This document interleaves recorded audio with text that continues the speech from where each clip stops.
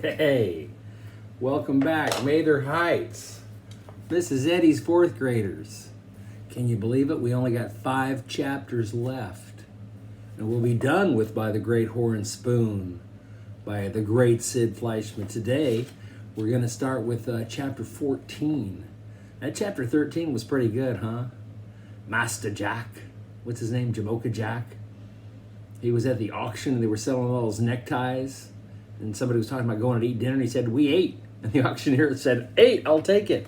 Sold Jack all those neckties for $8. He thought Jack meant 8 as in $8. And he didn't know what to do with them, man. There goes their whole idea of, getting a burro and getting a gun and going after and getting half of Dr. Buxby's claim and finding out, where the bad guy is. Anyway, they ended up getting rid of those ties. Remember, who was it? Pitch Pine Billy got married to Hannah, and everybody hadn't seen a woman in a long time, so they wanted to get all spruced up, shaved, bathed, cut their hair, and then good old Praiseworthy and Jack sold them a necktie so they could go meet Hannah. So they got rid of all those neckties, so now they're loaded with the dough again. Here we go, chapter 14, The Prospectors. A prospector is somebody who's looking for gold or looking for something, silver. Usually gold, though. In our case, definitely gold. The prospectors. When Jack awoke the next morning, he threw off his blanket and rushed outside to see if their burro was still there. Oh, they got a donkey. It was, tied to a stake outside the tent. "Good morning, Stub." Jack smiled. Stub was a veteran of the gold diggings. He gave Jack a howdy look. "Stub's a proud animal," the man had said when they bought him. "Sometimes he thinks he's a mule."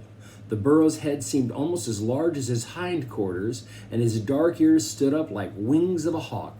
Jack liked him. "We're going to be friends," he said. "Yes, sir." He untied the burro and threw a leg over his back. Stub kicked out his hind legs, his tail flew, and Jack hit the dirt. The burro turned his thick neck and peered at Jack with disdain. "I don't like you." Jack was so surprised he just sat there. "That wasn't very friendly," said Jack.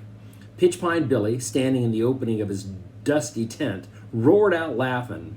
"You heard what the man said, Jamocha Jack. He said that Mountain Canary thinks he's a mule." Jack brushed him off. "All I wanted was to ride him." Pitch Pine Billy pulled a red bandana out of his pocket and came over. "The mules in these hills is still half wild." He tied his handkerchief around Stub's eyes. "They don't take kindly to being pack animals. You blindfold them first, and they'll stand still." Praiseworthy came out of the tent and stretched and sat on a stump to watch. Daylight was filtering through the trees, and the morning had a fresh, piney smell. Jack walked round the burro, sizing him up, and then he spit in his hands, threw a leg over Stub's back, and held on. "Ready?" said Pitch Pine Billy. "Ready," said Jack. Pitch Pine Billy pulled off the bandana. Jack braced himself. Stub stood for a moment, as if to make up his mind whether to act like a mule or a burro. "Good boy, Stub," Jack said tentatively. The burro flagged his ears and seemed satisfied that he had been shown proper respect. He gave a little kick just to get it out of his system and behaved himself. Jack walked him up and back until breakfast was ready and slipped to the ground. "We got ourselves a good burro," he called to Praiseworthy.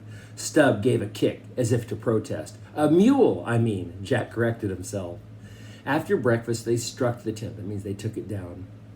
Blindfolded Stub and cinched the wooden pack to his saddle.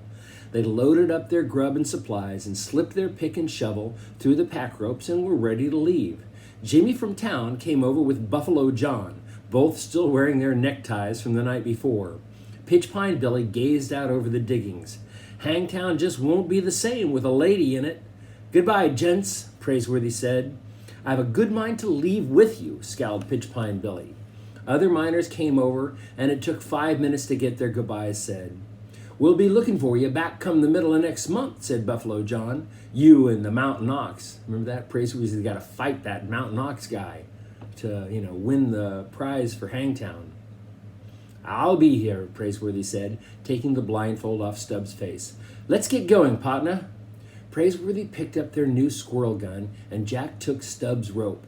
The squirrel gun wasn't what Jack had in mind, like a 4-shooter, but he supposed it would do. They'd be able to hunt a little game, and he supposed it would stand off an outlaw or two if they met up with any. In jackboots and red shirts, they began walking upstream, and soon the farewell shouts of their friends were lost in the trees. It was a fine morning to be going prospecting, but Jack found it hard to walk away from Pitch Pine Billy and Jimmy from town, and even Buffalo John. Still, coming back would be even harder. Maybe the mountain ox isn't as big and terrible as they say he is, Jack murmured. Worse, no doubt, said Praiseworthy. He sounded positively light-hearted. Are you really going to come back and fight him? I gave my word, didn't I? Bare knuckle? Absolutely. Praiseworth was not pleased that he had won his name and reputation because he had swung on a road agent with a weighted glove. Jack kept a grip on Stubbs' rope, and the animal followed with a clanging of drinking cups, coffee pots, gold pans, and empty tin cans. Jack had a sudden vision of his partner lying in the dust of the streets, beaten and humiliated. Most of the miners are betting on the mountain ox, he muttered. Praiseworthy scratched through his whiskers. I know that, but I intend to beat him. With reading and writing? Exactly, Praiseworthy pushed the slouch hat back on his head. Miss Arabella once asked me to destroy a book she had found in your grandfather's library.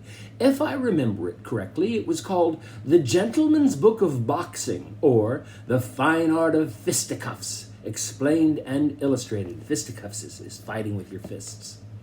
She was afraid it might fall into your hands, I suppose. I don't mind telling you I didn't destroy it. I read it. I devoured it. Fascinating. I believe I could recite whole pages to you. Now it stands to reason that the mountain ox has never read a book in his life. He's no doubt a mere brawler. Therefore, since I have outread him, I see no reason why I cannot outwit and outbox him. To be perfectly honest with you, I'm beginning to look forward to it. The two partners exchanged a glance and a smile and continued on their way. Jack put the mountain ox out of his mind. Do you want to carry our gun? Said Praiseworthy. I'd like to carry our gun, said Jack. He took it in the crook of his arm while Praiseworthy led the burro and kept an eye out for rabbits, squirrels, savages, and outlaws. All they had to do now was find pay dirt. Pay dirt is dirt with gold in it. It pays to find that dirt. Boy, that was a quick one. Chapter 14, come and gone. Hey, I'll see you next time for chapter 15. Adios, my friends.